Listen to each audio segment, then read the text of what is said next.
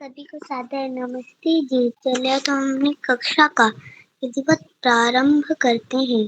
सबसे पहले परमपिता परमात्मा का धन्यवाद करेंगे, जिनकी इतनी उत्तम व्यवस्था में हमें कक्षा ले पा रहे हैं, और यह सुनिश्चित करेंगे जब तक हमारी कक्षा चलेगी हम उसके विषय पे ध्यान लगाए रखेंगे। और गुरु जी का भी ढेर सारा धन्यवाद करेंगे, वो इतने अच्छे से हमें वेद मंत्र सिखाते हैं। और ईश्वर से प्रार्थना करेंगे वो हमें बल बुद्धि दे, विद्या ग्रहण करवाए और मोक्ष की प्राप्ति करवाए। चलो तो हम एक वेद मंत्र का उच्चारण करते हैं। ओम विश्वानि देव सवितर्दुरितानि परासुव यद्भद्रन्तन्न आसुव। हे प्रभु, कार्यमिदं सफलं निर्विघ्नं सुसंपन्नं भवेत्। ओम धन्यवाद।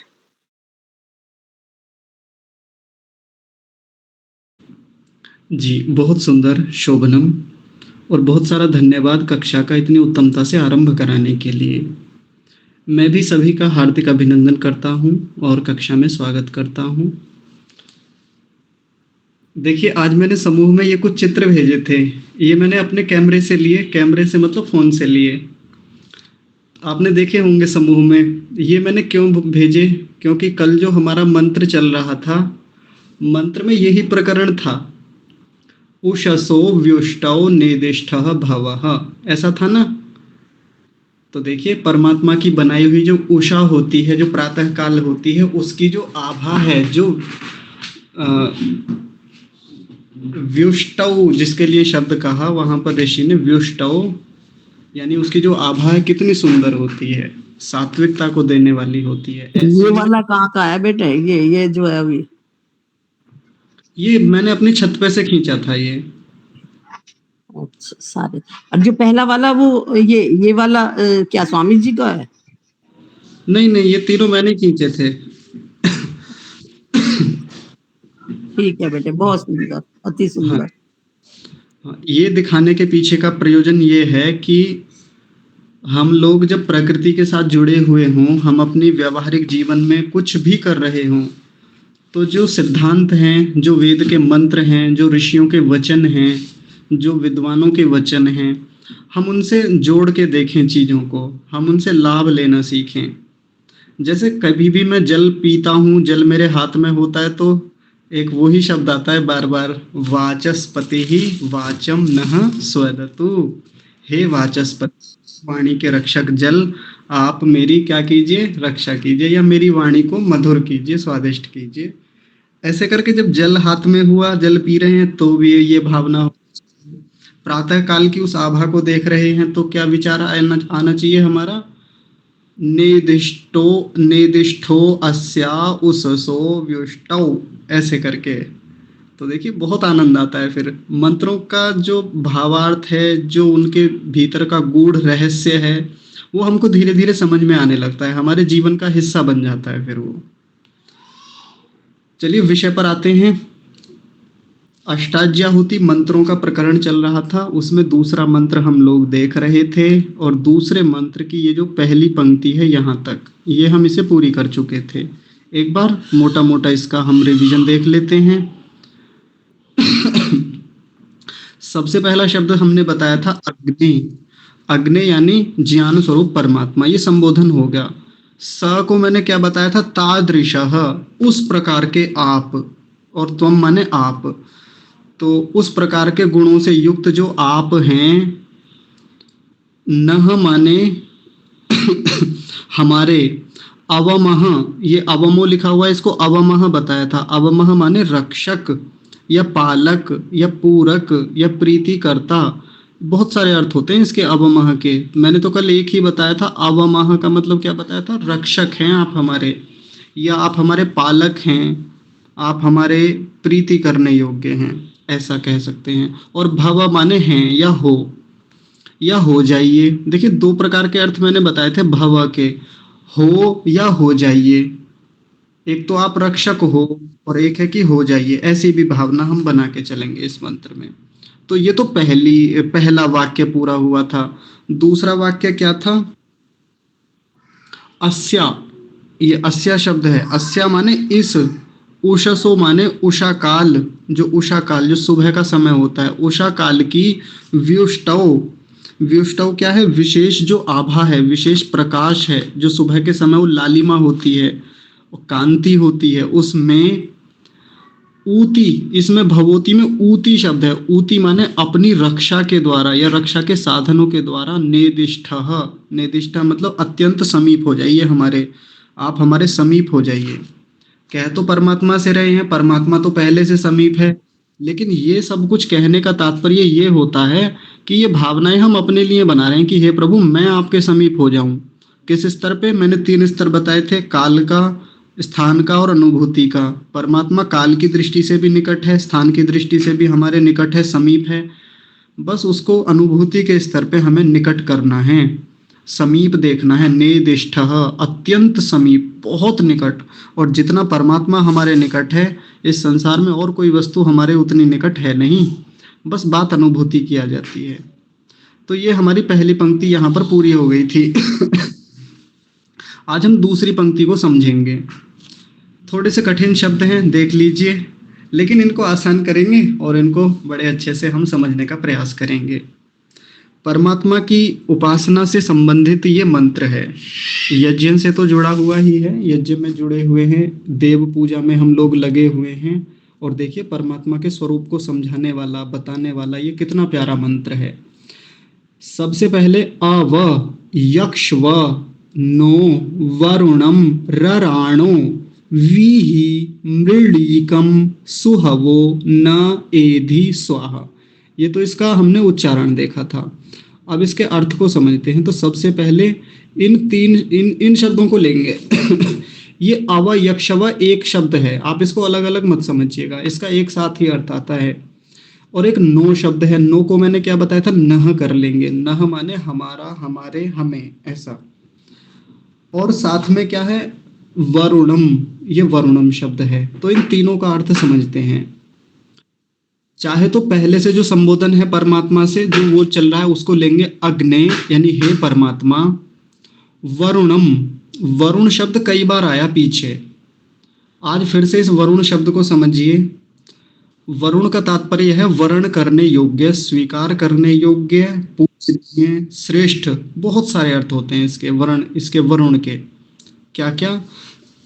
एक तो वर्ण करने योग्य या पूजनीय, आदरणीय, उसको वरुण कहा जाता है, या श्रेष्ठ कह लीजिए। और हम वर्ण किसका करते हैं? हमेशा श्रेष्ठ का। वरुणो नाम वरः श्रेष्ठ, ऐसा बताया था कि वरुण कहते ही उसको है जो होता श्रेष्ठ है, जो सबसे ऊंचा है, अच्छी स्थितियों वाला है। तो यहाँ परमात्मा से एक और प्रार्थना है हमारी कि जो भी संसार में आदरणीय है, पूजनीय हैं, जो भी हमारे लिए श्रेष्ठ हैं, उनको नह माने हमें या हमारे साथ, अवयक्षव, अवयक्षव का मतलब होता है संयुक्त करना, मिलाना। आप उनको हमसे मिला दीजिए, संयुक्त कर दीजिए। अभी तो हमने शाब्दिक अर्थ देखा, अभी भावार्थ समझेंगे इसका। फिर से समझिए एक बार। वरुण माने जो वर्ण करने योग्य हैं, जिनका, जो हमारे लिए पूजनीय हैं। अभी इसको और खोलेंगे, बस अभी तो इतना मोटा मोटा अर्थ देखिए। नह माने हमसे या हमको, हमारे साथ। अवयक्षव, संयुक्त कीजिए, मिलाइए, मिला दीजिए। तो जो भी पूजनीय है, जो भी वर्ण करने योग्य लोग हैं, व्यवस्थाएं हैं, तू हैं, कुछ भी हैं, उन सबको हमसे मिला दीजिए, संयुक्त कर दीजिए, संगति करा दीजिए। हम संगति करते हैं बहुत सारे लोगों की, बहुत सारी संगतियां होती है ना हमारी। बचपन से जब हम विद्यालय जाते हैं तो वहाँ हमारी एक संगति होती है, संयुक्त होते हैं हम। अवयक्षव, हमारा संगतिकरण होता है। अलग अलग प्रकार के लोग मिलते हैं, अच्छे भी बुरे भी, और वो संगतिकरण जीवन भर चलता रहता है हमारा। जब किसी गुरु के चुनाव की बात आती है, हम किसी को सेलेक्ट करना चाहते हैं कि ये हमारा गुरु बने, हम ये वाला बहुत योग्य है, ये वाला बहुत अच्छी विद्या वाला व्यक्ति है, हम इसका वर्ण करना चाहते हैं, तो हमेशा हम श्रेष्ठ का ही तो करते हैं, जो पूजनीय हैं। यहाँ परमात्मा से वैसे ही प्रार्थना कर रहे हैं कि हे प्रभु, आप हमारे लिए जो जो वर्णीय लोग हैं, जो श्रेष्ठ हैं, उत्तम हैं, आप उन्हें भी हमारे साथ संयुक्त कीजिए। जैसे पीछे एक बात आई थी, नेदिष्ठः, यानी आप हमारे साथ अत्यंत समीप हो जाइए, या मैं आपके साथ समीप हो जाऊं। और किसको संयुक्त करने की बात है, तो वो भी संयुक्त जैसा लगभग समान भाव ही है यहाँ भी, कि जो पूजनीय लोग हैं, जो वर्ण करने योग्य लोग हैं, श्रेष्ठ हैं, उनको मेरे साथ संयुक्त कर दीजिए, मिला दीजिए। अब एक बात ये है, जैसे हम लोगों के साथ एक ये समस्या रहती है, मजबूरी रहती है कि भाई आजकल गुरुकुलों में जाना बड़ा कठिन काम है, या हम कहीं आश्रम में जाके संगतिकरण करें, सत्संग करें। सत्संग चलता है ना अपने हिंदू समाज में कि भाई सत्संग करेंगे। सत्संग तो आजकल एक अलग रूप में होने लगा कि भाई कहीं कुछ 10-20 लोग इकट्ठे होकर भजन गा रहे हैं या कीर्तन कर रहे हैं, तो ऐसा मान लिया जाता है कि हाँ वो सत्संग हो रहा है जी। वहाँ पे सत्संग का मतलब वो नहीं होता, वो तो सामान्य रूप से प्रचलित हो गया सत्संग। सत्संग का मतलब अच्छे लोगों का जो संग होता है, उसको सत्संग कहा जाता है। वो कहीं भी हो सकता है। और आज के समय में जो टेक्नोलॉजी का युग है, इसमें तो सत्संग करना इतना आसान हो गया है, इतना आसान हो गया है, बड़े धूमधाम से हम सत्संग कर सकते हैं। लेकिन सावधानी इस बात की भी होनी चाहिए कि सत्संग के साथ साथ कुसंग भी बड़ी जल्दी हो जाता है। भाई इंटरनेट है हमारे पास, व्यवस्थाएं हैं, फोन हैं, तो फिर सत्संग भी हो सकता है, कुसंग भी हो सकता है। गंदे लोग, खराब लोग, दुष्ट लोग, दुर्जन लोग भी बैठे हुए हैं, यूट्यूब पर हैं या बाकी सोशल साइट्स पर खूब उपलब्ध हैं लोग। कितनी सारी वल्गैरिटी, कितनी सारी चीज़ें आपको मिल जाएंगी। लेकिन उसके अलावा सत्संग करने के कितने अच्छे अच्छे साधन हैं, कितने अच्छे वरेण्यम लोग हैं। ये वरुण, जिस वरुण की बात यहाँ पे की गई है ना, तो आज है हमारे पास उपलब्ध। कैसे कैसे उत्तम से उत्तम योग्य विद्वान, फिर से मैं वरुण शब्द को बार बार बोलूंगा, यही वर्ण करने योग्य लोग खूब उपलब्ध हैं। बस हमको थोड़ा सा पुरुषार्थ करने की आवश्यकता है, जुड़ने की आवश्यकता है। बहुत लोग हैं जुड़ने के लिए तैयार हमसे। तो परमात्मा से जो प्रार्थना चल रही है कि हे प्रभु, जो भी श्रेष्ठ हो मेरे लिए, जो भी वर्ण करने योग्य हो, उनसे आप हमको अवयक्ष्व संयुक्त कर दीजिए, मिलाइए उनसे, हमारा सत्संग कराइए उनसे। ठीक है, एक पंक्ति हो गई पूरी यहाँ तक, यानी दूसरी पंक्ति का पहला वाक्य पूरा हो गया। अब एक चीज और मैं आपको बताता चलूं, क्योंकि किसी को एक समस्या हो सकती है, यदि आप कहीं और किसी का ये भाष्य पढ़ लेना इस मंत्र का, तो थोड़ी सी आपको समस्या हो सकती है। वो क्या है, अवयक्ष्व शब्द का जो अर्थ कुछ विद्वानों ने किया है, वो हटाने के अर्थ में भी किया जाता है। हटा दीजिए, दूर कर दीजिए, पृथक कर दीजिए। जैसे परासोवा शब्द आया था, परासोवा, ऐसा बहुत सारे विद्वान करते हैं। जो संस्कार चंद्रिका मेरे पास पुस्तक है, उसमें डॉक्टर सत्यव्रत सिद्धांतालंकार जी या बाकी और भी कई विद्वान ऐसा करते हैं। तो आप लोग देखेंगे तो आप कहेंगे भाई ये तो एकदम दोनों विपरीत अर्थ हो गए, हटा दीजिए और अभी कह रहे थे संयुक्त कर दीजिए। तो ये तो कॉन्ट्रडिक्शन दिखता है ना, परस्पर विरोधाभास दिखता है कि एक तरफ तो कह रहे हैं मिला दीजिए, एक तरफ कह रहे हैं कि पृथक कर दीजिए, हटा दीजिए। तो दोनों अर्थ लिए जाते हैं। लेकिन हमारा जो प्रकरण चल रहा है उसमें मुख्य रूप से वरुण शब्द को लेकर बात चल रही है। इन मंत्रों का देवता जो है वो वरुण है। अब जब वरुण है तो वरुण पॉजिटिव सेंस में लिया जाएगा। वरुण के भी कई अर्थ होते हैं। वरुण का मतलब होता है ढकने वाला, अज्ञान भी अर्थ होता है इसका। देखिए आपके लिए एक नई बात बताते हैं, अज्ञान, दुख, कष्ट भी होता है और वर्ण करने योग्य भी होता है, श्रेष्ठ। अलग अलग प्रकरणों में वरुण का अलग अलग अर्थ लिया जाता है। अब अगर नेगेटिव सेंस में अर्थ लेंगे, वरुण का अर्थ यदि हम अज्ञान लेंगे, दुख लेंगे, अविद्या लेंगे, कष्ट लेंगे, पीड़ा लेंगे, तो क्या करेंगे फिर, अवयक्ष्व का अर्थ हो जाएगा हटा दीजिए, दूर कर दीजिए। जो भी हमारे जीवन में अविद्या है, अंधकार है, कष्ट, दुख, पीड़ा है, आप उनको दूर कर दीजिए। ये भी अर्थ चलता है, मैं अपनी ओर से नहीं बता रहा हूँ ये। तो व्याकरण में अलग अलग धातुओं के अनुसार शब्दों की उत्पत्ति होती है। तो कई सारी धातुओं से मिलके शब्द तैयार किए जाते हैं। तो कुछ धातुएं ऐसी हैं जिनसे वरुण का अर्थ, जैसे व्रीय वर्णे एक धातु है, व्रीय वर्णे, इससे भी ये वरुण शब्द बनता है। और व्रीय आवरणे इससे भी ये बनता है आवरण। उस आवरण को हटा दीजिए, हमसे दूर कर दीजिए, जो अविद्या का आवरण है, अंधकार का आवरण है। तो मैं आपको ये बातें इसलिए बता रहा हूँ ताकि वो चीज़ भी पता रहे कि हाँ भाई ऐसा भी हो सकता है, ऐसा भी होता है। नहीं तो सीधा सा जो पहला अर्थ बताया है बस आप सरलता से उसे याद कर लीजिए, ज़्यादा कन्फ्यूजन में जाने की आवश्यकता नहीं है। क्या, एक बार फिर से सुन लीजिए जो हम अर्थ लेंगे। वरुणम, वरुणम का अर्थ क्या हुआ? जो श्रेष्ठ हैं, पूजनीय हैं, आदरणीय हैं, उनको नह माने हमसे, अवयक्षवा माने संयुक्त कर दीजिए, ठीक है, मिला दीजिए, संगतिकरण करा दीजिए, बस इतना अर्थ लेना है। ये पहला वाक्य पूरा हो गया। अब अगला वाक्य देखिए, रराणो वीहि मृडीकम। अब इन 3 शब्दों को लेंगे, इनसे एक पूरा वाक्य तैयार होता है। रराणो, और मैंने रराणो को क्या बताया था? विसर्ग लगा देंगे तो रराणः बन जाएगा। राणः, अजीब सा शब्द है ना? अजीब इसलिए लग रहा है क्योंकि पहली बार सुन रहे हैं या बहुत कम व्यवहार में बोला जाता है ये। रराणः, वीहि और मृडीकम। तो रराणः को पहले आप ध्यान से समझेंगे। रराणः शब्द भी कई धातुओं से बनता है, तो और कई सारे अर्थ हैं, लेकिन एक सामान्य अर्थ जो मुख्य रूप से ऋषि दयानंद ने इसको लिखा यजुर्वेद और ऋग्वेद के भाष्यों में, वो मैं आपको बताता हूँ।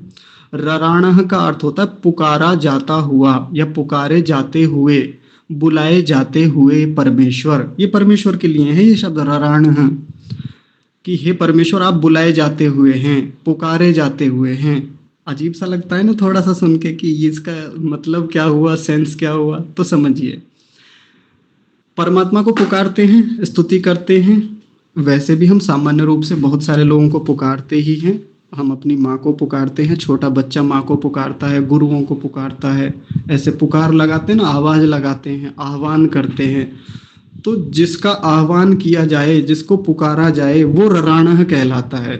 बस इतना सा मामला है। हे परमेश्वर आप पुकारे जाते हुए हैं, पुकारे जाने वाले हैं, तो क्या कीजिए? वीही माने प्राप्त कराइए। वीही का तात्पर्य होता है प्राप्त कराना, ये क्रियापद है, अपने आप में क्रिया है ये।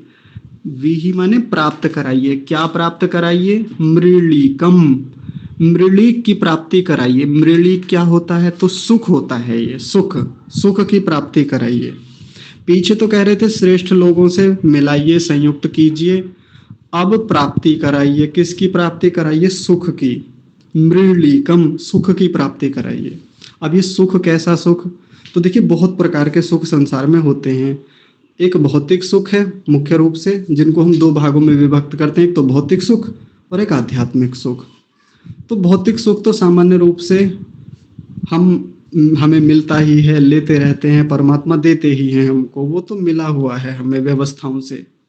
लेकिन एक विशेष सुख जो है, जो इतनी आसानी से नहीं मिलता, जो केवल परमात्मा ही की कृपा से मिल सकता है, वो तो आध्यात्मिक सुख है, भीतर का सुख।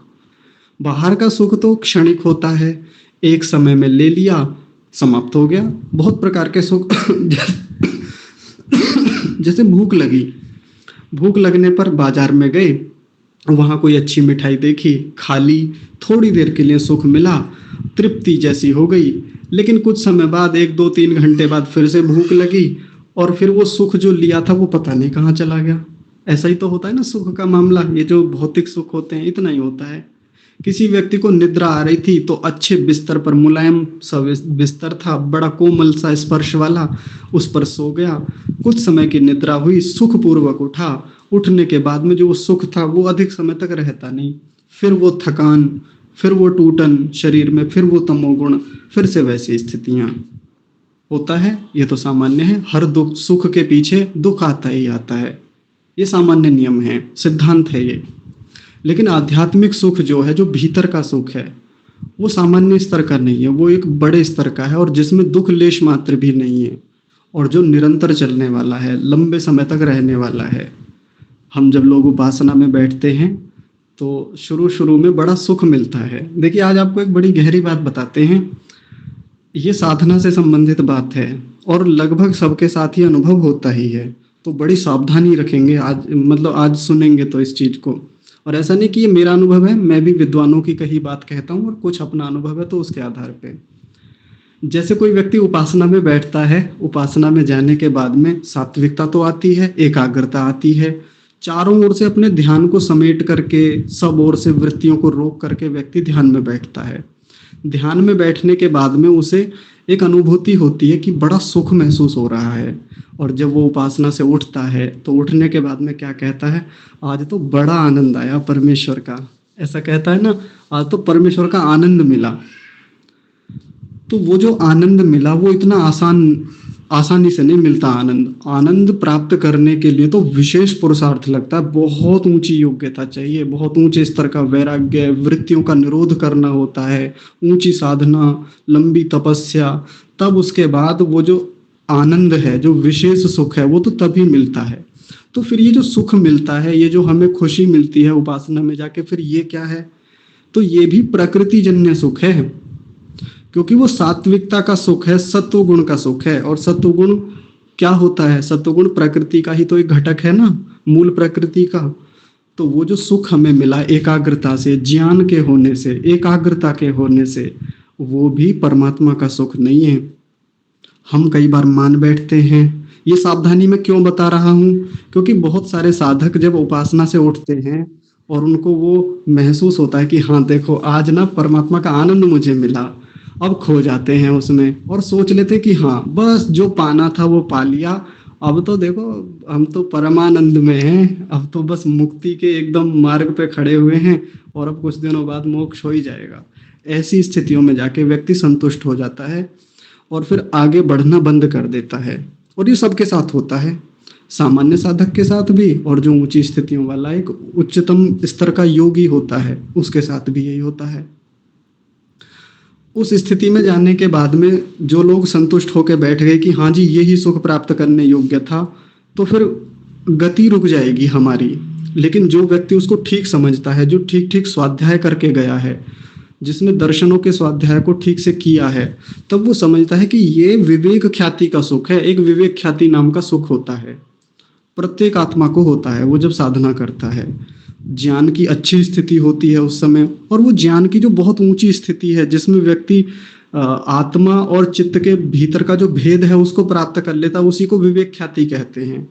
उसका अपना एक बड़ा सुख होता है और उसी सुख को प्राप्त करके जीवात्मा मान लेता है कि हाँ यही प्राप्त करने योग्य था। लेकिन नहीं, उसके आगे भी और ऊंची स्थितियां हैं, और ऊंचा सुख मिलता है, उनको भी छोड़ता है, उनसे भी वैराग्य करता है, पर वैराग्य की प्राप्ति करता है। तब जाके अंत में जब सारी वृत्तियां रुक जाती हैं, सब क्लेशों को दग्धबीज कर लिया जाता है, संस्कारों को कमजोर कर लिया जाता है, तब परमात्मा का आनंद वहां जाके प्राप्त हो पाता है। तो यहाँ जो मृलीकम शब्द है ना, ये वही वाला है, ऊपर वाला आध्यात्मिक सुख, जिसको अत्यंत ऊंची स्थितियों वाला सुख कहा गया, जहां दुख का लेश मात्र भी नहीं है, जहां दुखों की अत्यंत निवृत्ति है, जिसको सांख्य दर्शन कहता है ना कि अत्यंत निवृत्ति अत्यंत पुरुषार्थः, ऐसा कहता है सांख्यकार। तो ये वही वाला जो मृलीकम है, ये दे दीजिए आप हमें, इसकी प्राप्ति कराइए। रराणः, हे पुकारे जाते हुए आप परमेश्वर, जो आप पुकारे जाने योग्य हैं, आप मृलीकम, उस आध्यात्मिक ऊंचे सुख की प्राप्ति कराइए। विहि माने प्राप्ति कराइए। तो इस दूसरी पंक्ति का ये दूसरा वाक्य यहाँ पर पूरा होता है। ठीक है जी, दो कामनाएं हो गई परमात्मा से, दो प्रार्थनाएं हो गई। अब आगे देखिए तीसरा वाक्य, तीसरे वाक्य में 3 शब्द हैं, इसमें भी सुहवो न एधि। तो ये सुहवो शब्द जो है, सुहवो, इसमें भी विसर्ग लगाएंगे पीछे तो क्या बन जाएगा, सुहवः, सुहवः। मैं यहां लिखता हूं, देखिए ध्यान से समझिएगा इस शब्द को। ऐसा ये शब्द है सुहवः, इसको 2 स्थानों पर तोड़ा जाएगा, सु जमा हवः, ऐसे। इसमें सु शब्द जो है, आप तो सु का अर्थ जानते होंगे, सु माने अच्छा, जैसे सुलेख होता है, सुलेख अच्छा लेख, तो वैसा ही सु माने अच्छा, सरल, उत्तम। और हवः का मतलब होता है पुकारना, पुकार, पुकार होती है ना, किसी को पुकारा जाता है। तनिक रुकिए, अखिलेश तिवारी जी अभी जुड़े ना कक्षा में, आप अपना वीडियो बंद कर लीजिए। फिर ध्यान उधर ही जाता है सबका। नीचे वीडियो का एक विकल्प होगा लाल बटन के पास में, लाल वाला बटन। हाँ जी, बहुत बढ़िया, अभी ठीक है। तो हवह का मतलब क्या होता है? पुकार, और सु माने अच्छा, अच्छी पुकार। तो परमात्मा से एक और प्रार्थना हम क्या कह रहे हैं कि सुहवह, अच्छी प्रकार से, उत्तम प्रकार से पुकारने वाले। नह, ये न शब्द का नह कर लेंगे। नह माने हमारे लिए, एधि माने हो जाइए, एधि माने हो या हो जाइए, उत्तम प्रकार से पुकारने वाले हो जाइए। अजीब लग रहा होगा अभी कि इस वाक्य का मतलब क्या हुआ, तो समझते हैं इसको भी। फिर से समझिए पहले एक बार। सुहवह माने जिसको अच्छी प्रकार से पुकारा जाता है, जिसकी जिसकी स्तुति अच्छी प्रकार से की जाती है, वैसा। नह माने हमारे लिए, एधि माने हो जाइए, आप हमारे लिए अच्छी प्रकार से पुकारे जाने वाले हो जाइए। कैसे? आइए इसको समझते हैं सरलता से, एक उदाहरण से समझेंगे। एक बच्चा है, माँ को पुकारता है, माँ पुकारे जाने योग्य है। बच्चे को जब भी कष्ट होता है, जब भी कुछ चाहिए होता है, भूख लगती है, पुकारता है। और पुकारने में वो चाचा को याद नहीं करता, ताऊ को याद नहीं करता, यहाँ तक कि पिताजी को भी याद नहीं करता, दादी को, दादा को, किसी को याद नहीं करता। किसको याद करता है? सबसे पहले माँ को याद करता है, माँ को पुकारता है। माँ ही शब्द सबसे पहले निकलता है बच्चे के मुख से। तो माँ जो है बच्चे के लिए क्या है? सुहवह, वो सुहवह है। अगर बच्चा माँ को ना पुकारे तो फिर ज्यादातर क्या कहा जाता है? यार कैसा बच्चा है, देखो अपनी माँ के प्रति लगाव ही नहीं है, इसको माँ के प्रति जुड़ाव ही नहीं है, ऐसा कहा जाता है ना। या उल्टा करके देख लीजिए, माँ भी यदि बच्चे को ना पुकारे, जब भी कुछ होता है माँ को तो सबसे पहले वो बच्चे को पुकारती है। कुछ भी हो जाए, कोई कष्ट हो, पीड़ा हो, बच्चे को ही पुकारना चाहती है। तो यहाँ कह तो रहे हैं परमात्मा से कि परमात्मा आप उत्तम प्रकार से पुकारे जाने वाले हो जाइए। लेकिन ये वाक्य मुख्य रूप से हमारे लिए है कि मैं आपके लिए हो जाऊं, कि मैं आपको पुकारूं। आप ऐसी स्थिति बना दीजिए, ऐसी योग्यता मुझ में दीजिए कि मैं आपको पुकारता रहूं। और पुकारने का मतलब यहाँ वैसी पुकार नहीं है जो बहुत ऊंचा चिल्ला चिल्ला के वो पुकारा जाता है, वैसा नहीं। पुकारने का तात्पर्य यहाँ पर स्तुति से है। जैसा हमारे यहाँ शास्त्रीय शब्द चलता है, स्तुति करना, किसी के गुणों का गुणगान करना। तो हम लोग पुकारते हैं, कई बार बहुत कष्ट में होते हैं, बहुत पीड़ा में होते हैं, उपासना में जाके परमेश्वर को पुकारते हैं और सहायता की कामना करते हैं। ऐसा हर व्यक्ति करता है लगभग जो अध्यात्म में जाता है। आध्यात्मिक क्षेत्र में गति करने वाला व्यक्ति, आध्यात्मिक यात्रा पे जाने वाला व्यक्ति, लगभग हर व्यक्ति ईश्वर को पुकारता ही है और पुकारना चाहिए। तो परमात्मा से कामना करता है कि हे प्रभु आप मेरे लिए सुहवह हो जाइए। किसकी तरह? जैसे वो बच्चा है, उस बच्चे की तरह मुझे बना दीजिए और आप उस माँ की तरह हो जाइए जिसको मैं तब पुकारूं जब मैं कष्ट में हूँ, या जब भी मुझको सहायता की आवश्यकता हो, रक्षा की आवश्यकता हो, या कुछ भी हो, तब मैं आपको पुकारने वाला बनूं। ऐसी कृपा मुझ पर कीजिए। वैसे तो माँ जानती है अच्छे से कि बच्चा कब पुकारता है, कब जाना है, कब नहीं जाना है। नहीं तो बच्चे की हर पुकार पे माँ एकदम से दौड़ के चली जाती है। कई बार बच्चा पुकारता है ऐसी कामना के लिए जो कामना पूरी करने योग्य नहीं है। ऐसा भी तो होता है ना, बच्चे बेवजह की फालतू की चीजें मांगने के लिए माँ को पुकारते हैं, कहते हैं, निवेदन करते हैं। माँ नहीं जाती, माँ को पता है कि नहीं करना तो नहीं, ये इसके लिए खराब चीज है, ये इसकी उन्नति नहीं करेगी, तो नहीं जाती। लेकिन परमात्मा तो हमेशा हमारे लिए सुहवह है, पुकारे जाने योग्य है, वो हमारे लिए उत्तम ही देने वाला है, इसलिए उसको पुकारना चाहिए। मंत्र की ये दूसरी पंक्ति का तीसरा वाक्य भी यहाँ पर पूरा होता है। और मैं जो एक बात कल कह रहा था कि देखिए यज्ञ से सीधा सीधा जुड़ाव नहीं है मंत्र का, कि अग्नि को समर्पित है, उसको समर्पित है, या ये सामग्री ऐसी होनी चाहिए, घी वैसा होना चाहिए, ऐसी कोई बात ही नहीं है। और जबकि घी की आहुतियों का ये प्रकरण है। लेकिन जो मुख्य बात हमारे मूल में हमारे यज्ञ के मूल में छिपी हुई है वो क्या है? देव पूजा। परमात्मा की पूजा, परमात्मा की उपासना। और ये तो अपने लोगों को जब हम यज्ञ करें तो परमात्मा की इस प्रकार की स्तुति, इस प्रकार की प्रार्थना और इस प्रकार की उपासना जो नेदिष्ठ वाली उपासना है, अत्यंत समीपता वाली उपासना है, ये अपने लोगों को यज्ञ में करना चाहिए। मैं बार बार जिस चीज पर जोर देता आ रहा हूँ पिछले कई महीनों से, वो यही है कि हम यज्ञ में परमेश्वर को ना भूल जाएं। और होता ज्यादातर यही है कि परमेश्वर साइड हो जाता है, परमेश्वर को हम पृथक कर देते हैं, दूर कर देते हैं, और बाकी सब चीजें हमारे लिए मुख्य हो जाती है।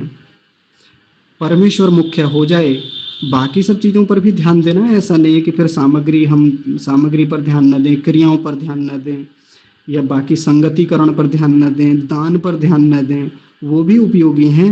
लेकिन मूल रूप से, मुख्य रूप से तो ये परमेश्वर की उपासना, निकटता भाव, ये सब अधिक महत्वपूर्ण है। तो इन्हीं सब बातों को ध्यान में रखते हुए इस पंक्ति का एक बार फिर से अर्थ देख लीजिए और ये मंत्र आज पूरा हो जाएगा। क्या था ये पहला वाक्य, अवयक्ष्व नः वरुणम। हे परमात्मा, हे अग्नि स्वरूप परमात्मा, जो भी वरणीय हैं, वरुण हैं, जो भी मेरे लिए श्रेष्ठ हैं, आप उनकी अवयक्ष्व, मतलब नह माने हमको, अवयक्ष्व माने मिलाइए उनसे, या उनसे हमें संयुक्त कीजिए।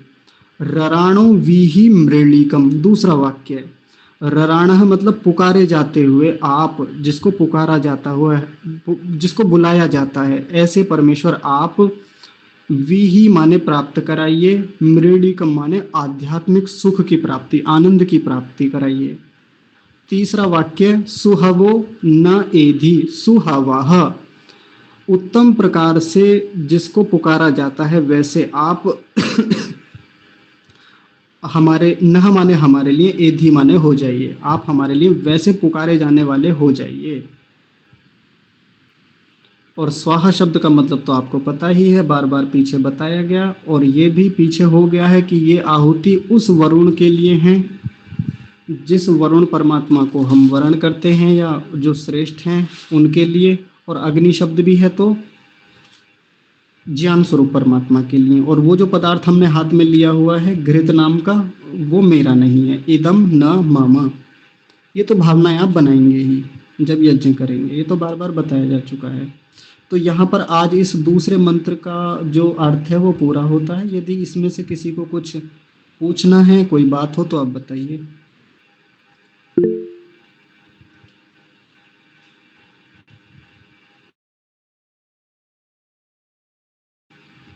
जी शोभा माता जी, आप बताइए। ओम नमस्ते आपको। नमस्ते जी, नमस्ते माता जी। अवयक्षवो नो वरुणम, इसका मतलब यहाँ से मुझे मृडिकम तक बता दीजिए। अच्छा, तो ये देखिए बताया ना, एक वाक्य ये, एक वाक्य ये, दो वाक्य हो गए ये। अवयक्ष्व, अवयक्ष्व का मतलब संयुक्त कीजिए, मिलाइए। नह माने हमसे या हमको, किससे मिलाइए हमको? वरुणम, जो श्रेष्ठ हैं, जो आदरणीय हैं, जो पूजनीय हैं, उनसे मिला दीजिए। और रराणो विहि मृडिकम, रराणो मतलब पुकारे जाते हुए आप परमेश्वर, जिसको पुकारा जाता है, जिसको मैं पुकारता हूँ वो आप विहि माने प्राप्त कराइए, मृलिकम माने आध्यात्मिक सुख को, आध्यात्मिक सुख की मुझे प्राप्ति कराइए। अभी ठीक है माता जी? हाँ, लेकिन एक शंका हो रही है। जी बताइए ना। अब अर्थ इसके पहले आया था पृथक करने के अर्थ में, हाँ जी, दूर करना, पृथक करना। जी। यहाँ पे है संयुक्त करना, थोड़ा सा शंका हो रहा है। हाँ अब तो देखिए, वरुण का क्या बताए? श्रेष्ठ। हाँ जी, वरुण का मतलब श्रेष्ठ। जी। अव शब्द अकेला नहीं है, मैंने इसीलिए कहा था ये अव यक्षवर दोनों साथ चलते हैं। अव केवल अकेला शब्द होता तो फिर अलग अर्थ आता इसका। तो मैंने बताया ना कि ऐसा अर्थ भी लिया जाता है अलग होने में, दूर होने में, निराकरण होने में, पृथक होने में, ये भी अर्थ लिया जाता है इसका। लेकिन वो कहाँ लिया जाता है? जब इसके साथ लगे हुए वरुण या और कोई शब्द का नकारात्मक अर्थ हो। जैसे वरुण का एक अर्थ होता है अज्ञान, दुख, कष्ट, तो उस कष्ट को दूर कर दीजिए, पृथक कर दीजिए। लेकिन अब यहाँ वरुण शब्द का तात्पर्य जो है वो सकारात्मक है, पॉजिटिव है, तो फिर यहाँ अवयक्ष्व का तात्पर्य क्या हो जाएगा? संयुक्त करने के संदर्भ में। तो वो धातु कुछ है इसकी अवयक्ष्व की, वो मुझे ध्यान नहीं आ रही। तो जो जिस धातु से ये बना है ना, उसका जो मूल अर्थ है वो तो संयुक्त करने के अर्थ में ही है, मिलाने के अर्थ में ही है।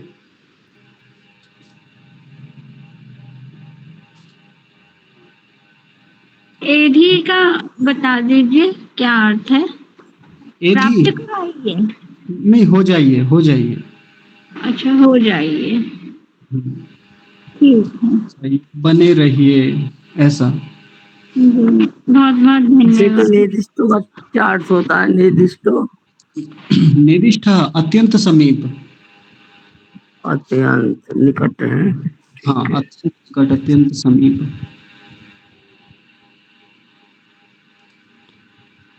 ठीक है, और किसी को कुछ पूछना हो तो बताइए। ये ठीक है, देख लीजिए बस जल्दी से एक बार। हाँ, एक एक शब्द का क्या ऐसे ही शब्दार्थ ही निकाला जाता है, तो अब भावार्थ में तो एक पंक्ति में कर दिया जाएगा सीधा। तो देखिए कि हे अग्नि स्वरूप परमात्मा, आप जो है मेरे रक्षक हो जाइए, आप मेरे रक्षक हो। और इस प्रातः काल की वेला में जब मैं उपासना करता हूँ, ये यज्ञ करता हूँ जो ये बहुत उत्तम आभा से युक्त है, उसमें आप मेरे समीपस्थ हो जाइए। और जो भी श्रेष्ठ लोग हैं, उत्तम लोग हैं, उनसे मुझे मिलाइए, उनसे मुझे संयुक्त कीजिए। फिर इसके बाद में अगली पंक्ति का अर्थ है कि जो पुकारे जाते हुए आप परमेश्वर हैं, आप मुझे बड़े आध्यात्मिक सुख की प्राप्ति कराइए। और जो अंतिम बात इसमें आई थी, अंतिम वाक्य है, वो है कि उत्तम प्रकार से पुकारे जाने वाले आप हो जाइए हमारे लिए। न माने हमारे लिए, सुहब माने उत्तम प्रकार से जिसको पुकारा जाए, अच्छी प्रकार से पुकारा जाए, ऐसे हो जाइए, या मैं वैसा हो जाऊं कि मैं आपको अच्छी प्रकार से पुकारता रहूं। बस इतना सा अर्थ है इसका। बेटे बहुत बहुत जी ठीक है। गार्गी बहन जी, आप कुछ कह रहे हैं क्या? जी आचार्य जी नमस्ते। नमस्ते जी।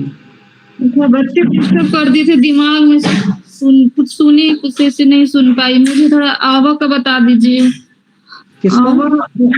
अब आवा नहीं, ये आवा और यक्षवत दोनों साथ चलते हैं, ये दोनों शब्द। तो जी आवा बता यक्ष, दीजिए। हाँ, आवा यक्षव का मतलब संयुक्त करना, मिलाना, मिला दीजिए। ठीक है, ठीक है।